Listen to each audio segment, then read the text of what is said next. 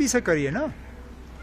जो लोग 370 के यहाँ से उड़ाने के बाद ये दावा कर रहे थे कि सारी मिलिटेंसी 370 के साथ जुड़ी हुई है और इसको हटाने के बाद जो है जम्मू कश्मीर जो है पूरी तरह से यहाँ पे अमन छाया रहेगा, ये सवाल आप उनसे करिए।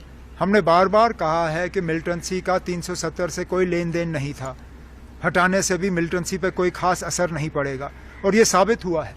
ये लोग लापरवाही कर रहे हैं, ये लोग अपने काम के तरफ ध्यान ही नहीं दे रहे हैं, बाकी चीज़ों में लगे हुए हैं। आपके जो आला अफसर हैं उनको काम की तरफ कोई ध्यान नहीं है, उनको हालात को सुधारने में जो रोल अदा करना चाहिए वो कर नहीं रहे हैं।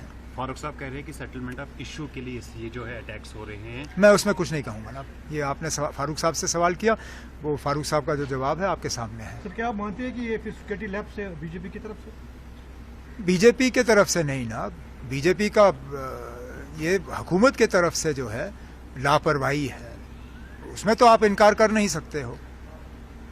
हालात जो हैं दिन ब दिन और ज़्यादा ख़राब होते जा रहे हैं। इसके लिए कसूरवार कौन है?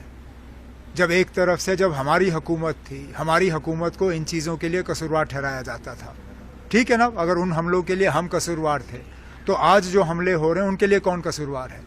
जाहिर सी बात है ये लोग हैं और उनको हालात सुधारने में जो रोल अदा करना चाहिए वो नहीं कर रहे हैं।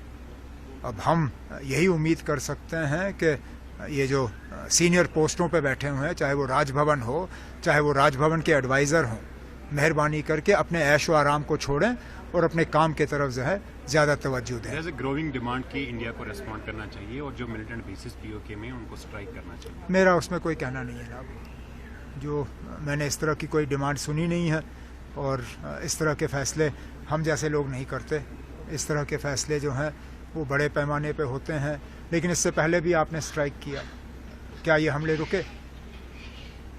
आपने बढ़ चढ़ के जो है बालाकोट में स्ट्राइक करने का दावा किया, उसके बावजूद जम्मू कश्मीर में मिलिटेंसी ख़त्म नहीं हुई। अगर आप मुझे यकीन दिला सकते हो कि स्ट्राइक करने के बाद जम्मू कश्मीर जो है वो पूरी तरह से मिलिटेंसी से आज़ाद किया जाएगा, ठीक है ना, हम भी सुनने के लिए तैयार हैं। उमर साहब, जैसे कि आपने कहा कि इलेक्शन कमीशन जम्मू कश्मीर में असेंबली इलेक्शन की तैयारी में मसरूफ़ है, दूसरी जानब जम्मू में मिलिटेंट के अटैक्स हो रहे हैं, तो कोई एप्रीहेंशन है आपका कि? मुझे कोई एप्रीहेंशन नहीं है। अगर हमारे होम मिनिस्टर और प्राइम मिनिस्टर जो हैं वो इन ताकतों के सामने झुकने के लिए तैयार नहीं हैं तो फिर वक्त पे इलेक्शन होंगे।